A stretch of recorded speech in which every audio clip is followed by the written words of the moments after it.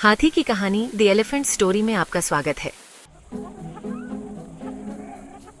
एक समय की बात है, भारत के एक हरे भरे जंगल में हाथीराम नाम का एक दयालु और नेक हाथी रहता था। हाथीराम सिर्फ बड़ा और ताकतवर ही नहीं था, उसका दिल उसके आकार से भी बड़ा था। जब भी किसी जानवर को उसकी जरूरत होती, वह हमेशा उनकी मदद करता था।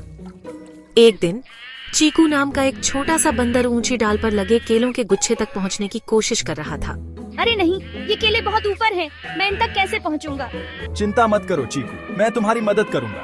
ये धन्यवाद हाथी भैया, आप सबसे अच्छे हो। सभी हाथीराम को प्यार करते थे, लेकिन जंगल में हर कोई इतना अच्छा नहीं था। लोमड़ी नाम के एक धूर्त सियार के दिमाग में एक विचार आया। वह हाथीराम से ईर्ष्या करता था और यह साबित करना चाहता था कि दिमाग ताकत से बेहतर होता है। वह भले ही ताकतवर हो, लेकिन देखते हैं कि वह होशियार है या नहीं।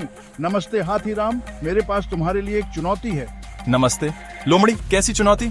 चलो रस्साकशी करते हैं। अगर तुम जीत गए तो मैं मान जाऊंगा कि तुम जंगल के सबसे ताकतवर जानवर हो। ठीक है, मैं तुम्हारी चुनौती स्वीकार करता हूँ।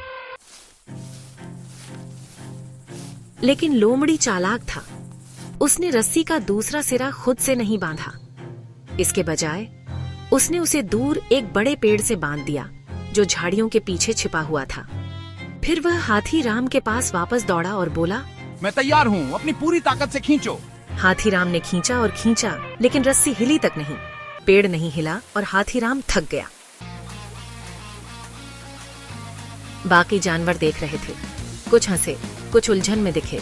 हाथी भैया इतनी जोर से क्यों खींच रहे हैं? जल्द ही चीकू रस्सी का दूसरा सिरा देखने के लिए एक पेड़ पर चढ़ गया और उसे सच्चाई दिखाई दी। अरे लोमड़ी रस्सी नहीं खींच रहा है, उसने इसे एक पेड़ से बांध दिया है। सभी ने लोमड़ी की तरफ देखा। वह एक झाड़ी के पीछे छिपा हुआ था और हंस रहा था, लेकिन अब वह पकड़ा गया था। लोमड़ी, तुमने ईमानदारी से नहीं खेला। एक सच्ची चुनौती ईमानदार होनी चाहिए। मैं बस ये साबित करना चाहता था कि मैं ज्यादा होशियार हूँ। हाथीराम लोमड़ी के पास गया और धीरे से बोला, चालाक होना अच्छा है, लेकिन इसका इस्तेमाल कभी भी दूसरों को धोखा देने या छल करने के लिए नहीं करना चाहिए। मुझे माफ करना हाथीराम, मैं गलत था। क्या तुम मुझे माफ करोगे? बिल्कुल लोमड़ी, हर कोई गलती करता है, लेकिन उनसे सीखना जरूरी है। और उस दिन के बाद लोमड़ी ने फिर कभी किसी को धोखा देने की कोशिश नहीं की। जंगल फिर से शांत हो गया। हाथीराम सबकी मदद करता रहा और लोमड़ी ने भी अपनी चतुराई का इस्तेमाल दूसरों को धोखा देने के बजाय उनकी मदद करने के लिए करना शुरू कर दिया। वाह, धन्यवाद लोमड़ी, तुम बहुत होशियार हो। हे, इस बार मैंने अपने दिमाग का इस्तेमाल मदद करने के लिए किया। एक शाम जानवरों ने हाथीराम का सम्मान करने के लिए जंगल में एक सभा की। भोलू भालू, चलो हाथीराम को हमारे जंगल का नेता बनाते हैं।